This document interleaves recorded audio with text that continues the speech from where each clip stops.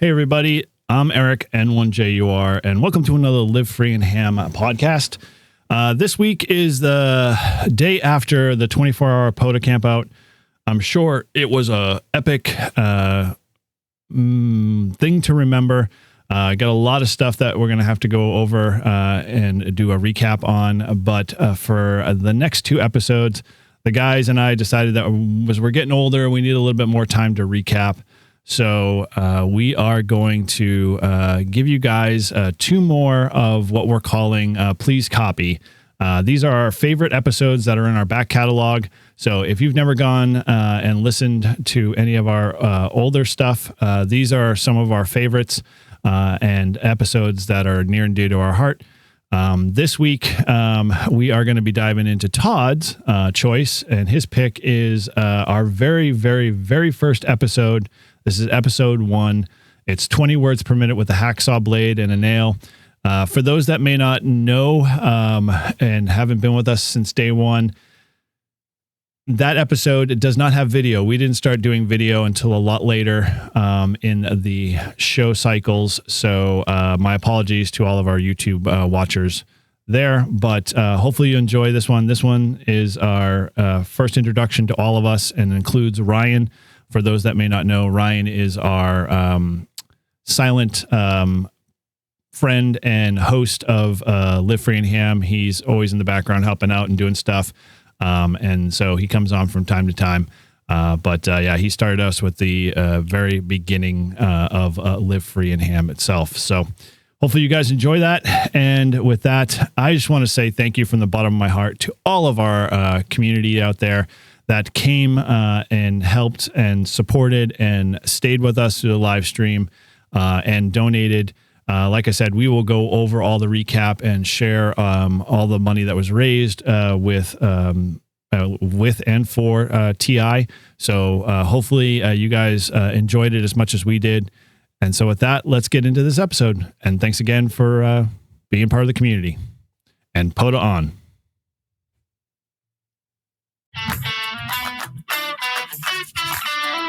Today on Live Free and Ham podcast, it's time to take the training wheels off and get down to recording.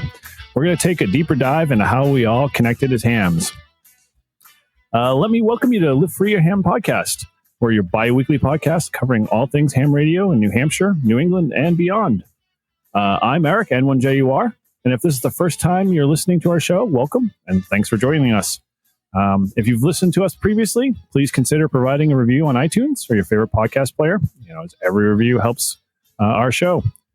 And additionally, we'd like to welcome you to come visit our website at livefreeandham.com, where there's a wide range of information and merchandise available. Before we dive into our topic, let's introduce our two other hosts. Again, my name's Eric, call sign N1JUR, man, tripping over myself today. And over to Ryan. Yes, my name's Ryan. Call sign is W1SNH, and I'm excited to be here. And I'm Todd, W1STJ, and I'm also excited to be here and ready to get this going. All right, cool. Well, this is our first kickoff, guys, so, we're just kind of feeling it all out. But, how are you guys doing evening-wise? I know myself, I've been a little insane and drinking from the fire hose with work and a whole bunch of other stuff, but haven't had much ham radio time this week. How are you guys doing? I'm doing great. It's always nice to have either a project or the radio or just a handheld or even just in the car driving around mobile. Just have something there in between filling in between the busy schedule to play ham radio. It's always a good time. Yeah, roger that. How about you, Todd? Where you've been doing today? Any ham stuff related at all, or just been swamped with life? Yeah, I've been swamped with life. A little coaching baseball, a lot of work, but I've been getting on the repeater, driving around, talking to many of the club members and a few others. So that's all I've been really doing this week. But I'm looking to get out and get a POTA activation probably in the next couple of days. Very cool. I hear the weather's supposed to be a heck of a lot better, and it's only going to get better. So I haven't planned anything. Usually when I try to do that, my schedule dictates something different. But you have the gear waiting in the wings there, and I'll definitely jump on board if there's going to be a good day, hopefully. But yeah, so you guys mentioned obviously just hanging out on the repeater, I have to say that's one of my favorite things. Just recently, since I haven't done a whole lot of ham related stuff, and there's a couple of guys on our repeater that are always available on a guaranteed call out. And so hey, if you are a ham and you're wondering why repeaters are so dead these days, don't be afraid. Just get out, put your call sign out there, and someone will be bound to come back and have a discussion with them. That's the best thing. That's why we do ham radio. But so today, for this podcast, this is our first one here, so we're going to probably stumble a little bit here and there. But please bear with us. We're definitely trying to get the format down. But we're going to talk about a little bit of our history and how we all became hams, and how we in essence ran into each other, and the rest is history, as they say. So. It's all kind of led up to this moment, in doing a podcast together. We had a lot of great, conversations and, good, meetups and doing ham radio related activities. And, just kind of from that, it came the natural progression to, just want to get in front of a microphone and talk about it all week. So it's all good for all of us here. So, so let's kind of dive into the nuts and bolts of this. So, how did you guys get started in ham radio? Maybe you want to talk about a little bit of that, and in the terms of the grander scheme of things, what is ham radio to you like in New England and in New Hampshire specifically? As you got your license and your ticket, and as you started to get involved in the hobby a little bit. Anybody kind of want to take the reins and run with that first? And yeah, thank you, Eric. So my history with ham radio began with my dad. He grew up as a teenager, primarily operating CW, and he would always be bragging. I remember over the years growing up where he'd routinely do 20 words a minute with a hacksaw blade and a nail, and he'd just be tapping it out, just straight key, and he had a lot of fun with it. He ended up fading away from the hobby for a while, and then when the pandemic came along, I had a lot of free time and figured, well, when I looked into it, I realized didn't need to learn the Morse code, and I could just test into the technician level and take it from there. So right at the beginning of the pandemic, local club had a training session that I attended, went through the class, tested, passed the technician. And then probably about 6 months later, I went through the same training course and did the general and then the extra. And it's been a great introduction to getting into this hobby. And the more I learn and participate, there's endless amounts of things to do with it, and to learn and to discover, and enjoyment all around. So it's been a wonderful hobby, and that was my initial beginnings. Circle back around to how I met you guys, but okay, we'll put a pin in that one for a second, but I just got a couple of questions. So 20 words a minute with a nail and a saw blade. You got to elaborate a little bit on that one. Was he an old school CW guy, or what was the deal with that? This was when he was a teenager. So, he just had some old, this was in the, would have been early 60s. So he had whatever very basic, tube. I don't even know what type of radio he had at the time, old Heathkit or something. But, yeah, he just had a hacksaw blade, a nail, making the connection, and tap it out. So the true hamgenuity, as we all experience at some level or another, which is pretty cool. Yeah. So did he? Now he said is he still an active ham now, or no? Is he just kind of? No, he's he doesn't have any equipment or radios. So okay, and he's retired and down in Kentucky. So. And really retired on the porch with the dog type thing. Retired. Yep. Yeah. So, wow. So you definitely had a ham in your family pretty much growing up. Did you do any of the Morse code or any CW with him at all, or just not interested as a kid? Really not. I guess either not interested or never really was exposed to it. He faded from the hobby when I was young, so I never really saw him operating or anything. We never had a radio at home. But I'd always heard him bragging about the hacksaw blade and the nail. So I was always in the back of my mind. Very cool. That sounds like a good t-shirt. Hamgenuity. So, yeah. So you mentioned, you were talking about your general and extra, and, going from technician to general. Did you do that like all in like a span of like 6 months, or was that like over a year, or like what that kind of look like for you? Well, yeah, from initial technician to extras, probably about 18 months. And I specifically remember making the comment to myself, all right, so I'm a technician. All I need is this HT, and I may upgrade the little whip antenna on it, but that's all I need. I'll be fine. And they're just shaking their heads saying, yep, give it time. And then all of a sudden it's like, oh, well, I want HF. And at work, I have the opportunity to get on a HF radio, but I wasn't able to talk on any of the bands because I wasn't licensed. So that was another catalyst of getting the general ticket so that I could get on the HF bands.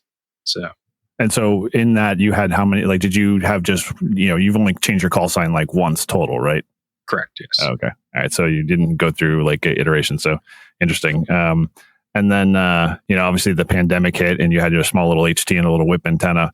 When was the breaking point for you to, decide that, hey, this is just not going to hack it any longer? When you met us or before that? It was before. It was an evolution of physical limitations on where I had my wire antenna and getting it up on the side of the house and getting it down and making adjustments and other house projects I wanted to do. The location where I had the wire antenna wasn't a good permanent long-term location. So that then led me down, we talk about this in the future here, but, planning out a tower and getting that installed. So it was a multifaceted crossroads of decision-making that kind of led to that conclusion. So your first world problem was you were tired of adjusting your wire antenna, that you felt the 65-foot tower was a better approach, and a beam and rotor. Okay, see where you're going, Todd? It's a natural progression to go that route. Very cool. So before we dive into like how we got together, but what's your journey kind of look like, Todd? Because I know you had an interesting one that kind of crosses both Ryan and I's path a little bit.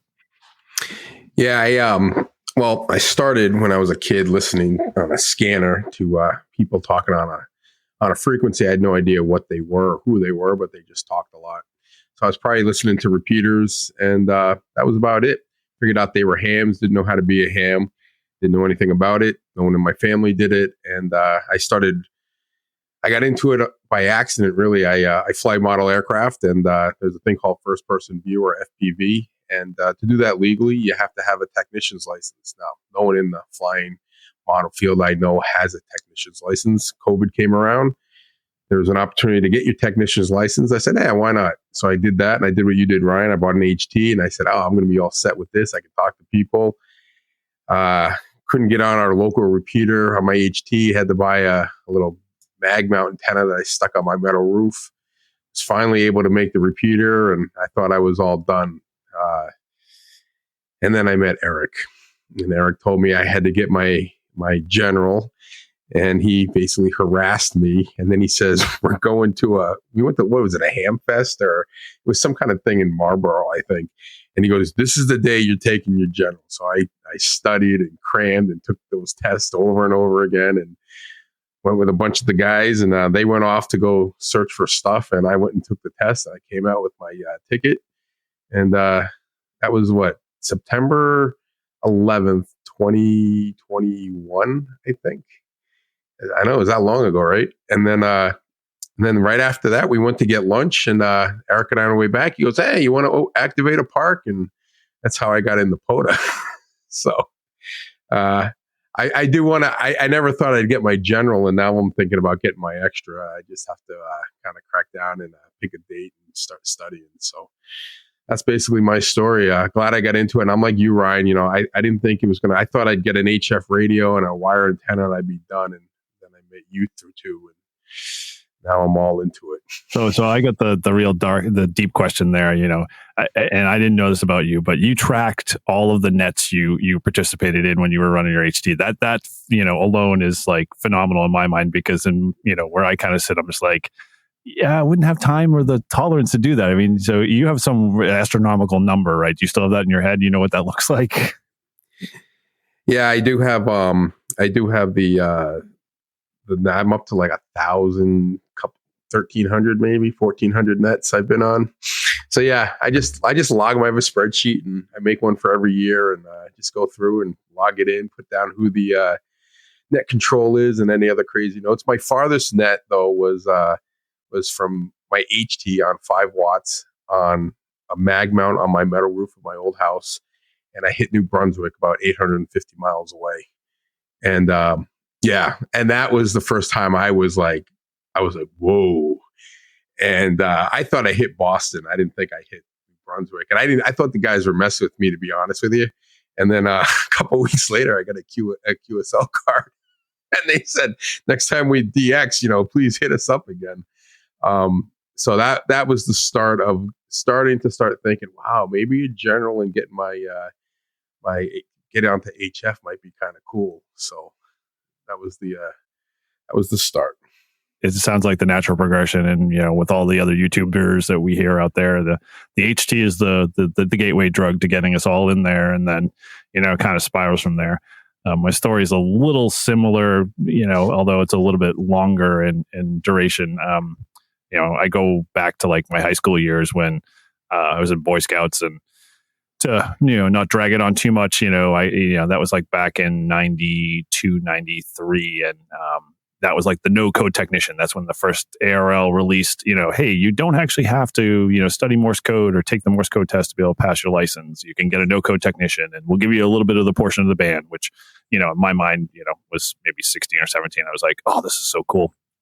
And I had a really good club that, was always had a really good field day presence. So I always got my, field day HF fix in, doing all the setup and that whole entire weekend and whatnot. So I spent a lot of time playing ham radio. I was kind of the kid in school that's, stuck out in the AV, closet, and was one of 3 other guys, including my brother, to, form the first high school amateur radio club in our, school, thinking that was like the coolest thing. Looking back at it now, maybe not so cool, but, it was still a blast to be able to, cut class to go play, HF with the club radio that the local club had donated something. But the one kind of highlight for my life, especially as a no-code technician, was I got to, there was a big hullabaloo in the amateur community at the time where they were trying to make contact with the space shuttle Atlantis as it would pass over from time to time. So sort of like how we work FM satellites and birds and that, today, it's the same with the Atlantis. So they would make their passes. And the window was so small, we had a small little vertical antenna off the top of the school roof, and a small, I can't remember what radio it was, but either way, it was just a kind of a perfect storm where I just, like you said, Todd, where you had the contact of, 850 miles, within a minute to 2 minutes, making a clear shot at the Atlantis as it goes over with one of the, space shuttle astronauts there trying to, basically throw out a CQ, and made a contact with them, and, made all the papers, and thought I was like, number one. And, it was all a great experience. And, from that kind of just, continue to build on top of that, for ham radio, but never really got a chance to get my ticket because we were still doing Morse code. And, fast forward to, basically pre-pandemic stuff. My brother, texts me one day, hey, I'm digging out my HF gear, my HTs and all the other radios out of the, the barn. Do you still have yours? And, family got in the way and life got in the way. And so I sold all that stuff. And, so I had nothing to start from square one. And from that, I basically just, said, hey, I'm going to dive back into it. And then, just like you guys had mentioned, the hobby was just an explosive, there's no more Morse code needed for, testing requirements. There's, all these digital modes. There's all these great, HF propagation opportunities, and on and on and on. And so I kind of just, fell into this perfect, place where, I could get my general, and then shortly after, like Ryan said, go to get my, extra, like a month or two after that, and, got that off the plate, and, I've been starting playing around with, the HF bands. And the benefit, that I kind of seen from it is that, my daughter's got her ticket now, and my dad's got his ticket after 20 years of just, hemming and hawing and not doing anything. And my brother's got his license, and other family members are starting to see the benefit. And so it's kind of, this small little family is, being formed, and, really fun to see it, all spread. Now, I don't think they'll all pick up the ticket and have the excitement that I have in the hobby. A little Hamlet. Yeah. Yes, exactly. We'll be doing Act 1 and Act 2, hopefully. So, with that, my dad's, been, it's been a fun experience because now we have something more in common to connect with. And, the hobby, as Ryan mentioned and Todd, you touched on, is that, there's always something to do. There's always something new. And, you always end up down that rabbit hole of something of, hey, I need to get the next gadget to be able to do A, B, or C. So, or if we get bored with something, we're on to something new. So it kind of dovetails from, that's the backstory there. So, Todd and I kind of have our side of the story about how we met you, Ryan.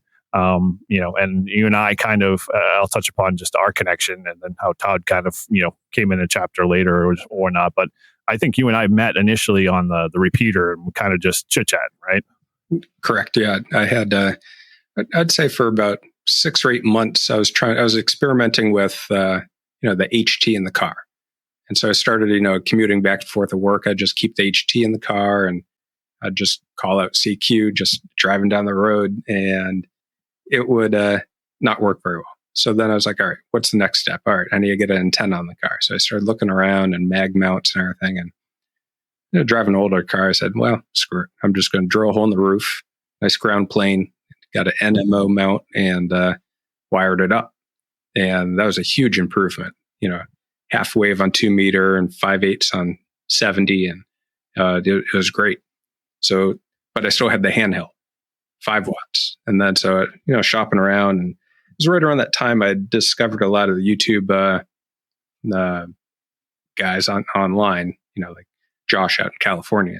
He had just done a Yaesu review on the 300. So I'm like, perfect. 50 watts. That'll get me out there. That'll get me into the digital. And so I'd put that in the car, got it programmed, and I was like, oh, well, what do I program? So I did a couple of local repeaters. And I remember one day I had our local club's repeater tuned up. I was driving through Manchester and I heard you talking. And so I threw my call sign out there and we started chatting. And you had told me about the Discord app, but then I'd misplaced it, or however I'd recorded that note, I'd lost it. So then a couple weeks goes by. It must have been that weekend, Todd, you had tested and you guys were at Silver Lake doing a POTA. I'm driving down the road and I see 2 guys in the little lawn chairs talking on a radio. I'm like, I know exactly what that is. I made a quick U-turn, pulled in. I was like, I think the first thing I said to you guys was, CQ, CQ. You're like, yes. Otherwise, we would have been like, weirdo. What the heck? So, yeah, that was pretty cool. I mean, what was your take on that, Todd? Well, yeah, I mean, that was our second part because we did the rail trail, Nashville Rail Trail first, and then we had some time. We were like, let's go over, heading home. Like, let's go over and see how Silver Lake works out. So we just did it right in the parking lot, set it up, and then you pulled up, and I was like, wow, look at this. Guys are just showing up. We set up an antenna, and they come out of the woodwork. So that was pretty cool. And then I would have never known it would have been it would turn into this, and the friendships that we made, and just the connections that we made, and all the ham radio stuff we've been doing. Yeah, totally. Yeah, I think my experience kind of with the whole process, especially when I first got back into after finally getting a real good radio in my rig, in my car at the time, the one I had bought off eBay, it was constantly overheating. I would talk for 5 seconds and then the thing would overheat and then I'd lose my connection to whatever repeater. And I was using some repeaters that I used to talk on a long, long time ago. And so I was like, all right, I got to get a new rig. And then like everybody else did, programmed it for the repeater.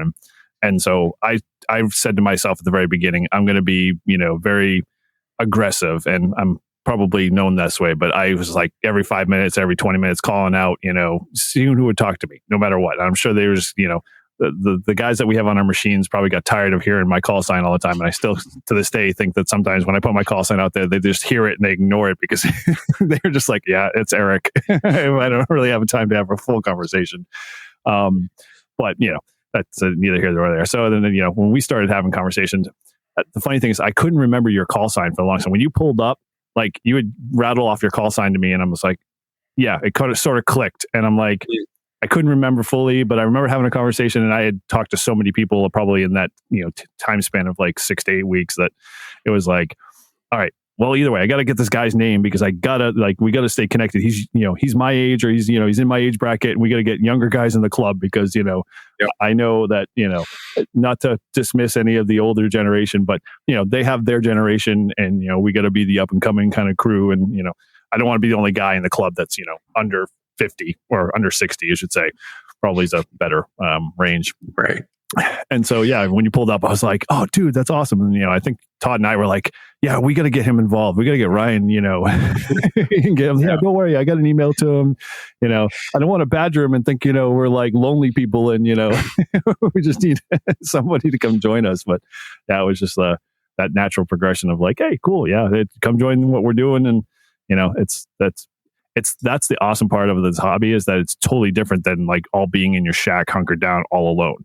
Like that's the farthest thing, from what really truly ham radio, at least for me, has been in this kind of, day and age, being able to be portable and being able to just be outdoors and, be able to do just stuff with other people. That's the big thing for me. I mean, the conversation and, communication and making contacts are, just the icing on the cake. But, having these relationships with you guys and watching that kind of grow and, living each other's kind of dreams, it's been fun. I know.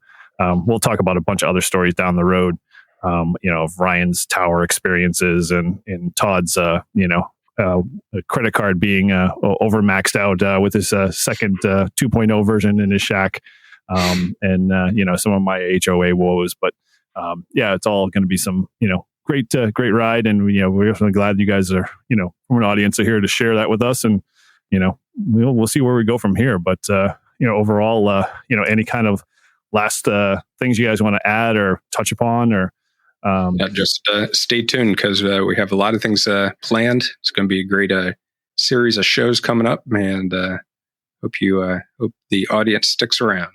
Yeah, definitely. Todd, how about you?